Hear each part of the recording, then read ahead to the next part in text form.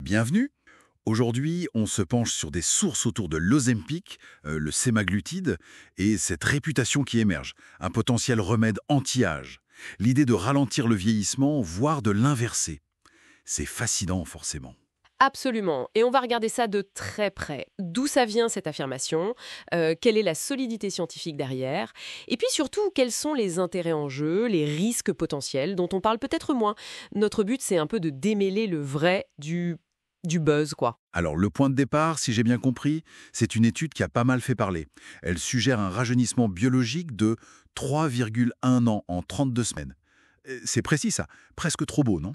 Précis, oui, mais la base est discutable. Déjà, c'était une prépublication. Pas revue par les pairs au départ, donc prudence. Et puis surtout, un des auteurs principaux travaille pour Tru Diagnostic. Ah oui. Oui, une boîte qui vend justement des tests d'âge biologiques à 499 $ pièce. Donc bon, l'étude a un petit air de validation marketing pour leurs produits, vous voyez? Mais ça tombe bien pour l'Ozempic qui génère déjà des milliards. D'accord. Ce lien direct entre l'étude et la vente d'un produit, oui, ça pose question forcément. Mais à part ça, les participants à cette étude, c'était qui? Des gens lambda? Bah non, justement. Et c'est un point absolument crucial. L'analyse portait sur 84 personnes, mais pas n'importe lesquelles. Des personnes atteintes de l'hypohypertrophie liée au VIH. Ah d'accord. Et ça, c'est une condition qui, on le sait, accélère le vieillissement cellulaire. Donc observer un ralentissement chez elles, ça ne nous dit absolument rien sur ce qui se passerait pour le commun des mortels. C'est vraiment comparer des choses très différentes. Généraliser à partir de là, c'est une extrapolation, quoi. Pas démontré du tout. Je vois. Et cette mesure de l'âge biologique, là, avec les fameuses horloges épigénétiques, on en entend beaucoup parler. C'est si fiable que ça? C'est un domaine passionnant, hein, mais encore très débattu. Imaginez l'ADN comme un manuel. L'épigénétique, c'est un peu comme des marqueurs, des notes en marge, qui disent « utilise plus ou moins telle partie ». Ces marques changent avec l'âge, le mode de vie. Ok. Ces horloges lisent ces marqueurs pour donner un âge. Mais la grosse question, c'est est-ce qu'elles lisent l'usure réelle, le dommage, ou est-ce qu'elles disent juste les efforts que fait le corps pour réparer, ou même juste l'inflammation que le médicament pourrait calmer? Certains disent que ça pourrait juste éteindre un voyant sur le tableau de bord sans réparer le moteur, si vous voulez. D'accord, l'image est parlante. Et puis leur fiabilité change selon les tissus, les populations. Donc le chiffre 3,1 ans, il est précis, oui, mais l'outil derrière, son interprétation, elle est encore controversée. Ok, donc la preuve du rajeunissement est, disons, fragile. Mais qu'en est-il des risques bien réels, eux, de ce médicament?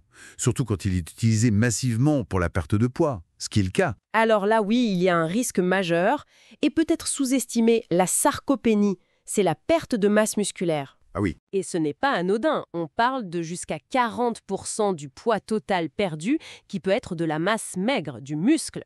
Ça peut entraîner une vraie fragilité fonctionnelle, surtout chez les personnes plus âgées. Risque de chute, de fracture. C'est le paradoxe, en fait. Exactement.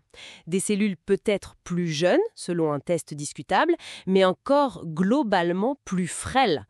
C'est un peu comme repeindre la façade d'une maison alors que la charpente pourrit. L'image est forte, oui.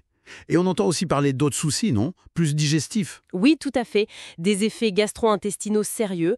On parle de gastroparésie, l'estomac qui se vide mal, comme paralysé, et d'iléus, une occlusion intestinale. C'est grave, ça. Très grave. Et ça a mené à des milliers de poursuites judiciaires contre les fabricants. On leur reproche de ne pas avoir suffisamment averti de ces risques. D'ailleurs, la FDA, l'Agence américaine du médicament, a ajouté un avertissement officiel pour l'iléus. D'accord. Sans oublier l'avertissement boîte noire, le plus sévère aux États-Unis, concernant un risque de tumeur de la thyroïde. Ça s'est basé sur des études animales, le lien chez l'humain reste incertain, mais l'alerte existe. Des milliers de poursuites, des avertissements officiels, ça montre quand même qu'il y a un décalage pour certains entre la promesse et la réalité vécue. Et l'aspect financier dans tout ça, l'impact sur nos systèmes de santé. Ah, l'impact financier, il est colossal. Novo Nordisk, le labo danois, est devenu l'entreprise la plus valorisée d'Europe. On parle de revenus annuels qui dépassent les 40 milliards de dollars pour ces médicaments. 40 milliards? Oui. Et les prix, notamment aux États-Unis, sont exorbitants, parfois jusqu'à 9 fois plus chers qu'en Allemagne ou au Danemark. Ça met une pression énorme sur les assurances maladie. Certains craignent même la faillite des systèmes. Et puis ça crée une inégalité d'accès flagrante, basée sur l'argent, l'origine.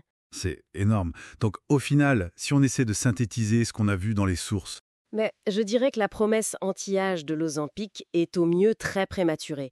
Elle repose sur une science encore contestée, potentiellement biaisée par des intérêts commerciaux.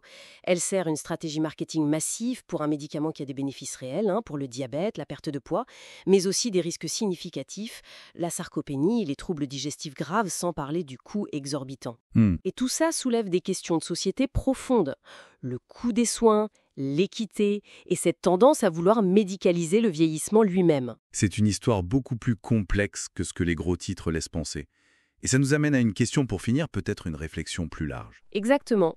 La question qu'on peut se poser, c'est en misant autant d'argent et d'espoir sur ces solutions pharmacologiques, individuelles, très chères, pour des problèmes comme l'obésité ou le vieillissement, est-ce qu'on ne risque pas de négliger d'autres approches, des approches préventives, collectives, structurelles, peut-être moins rentables à court terme pour certains, mais potentiellement plus durables et plus justes pour tous?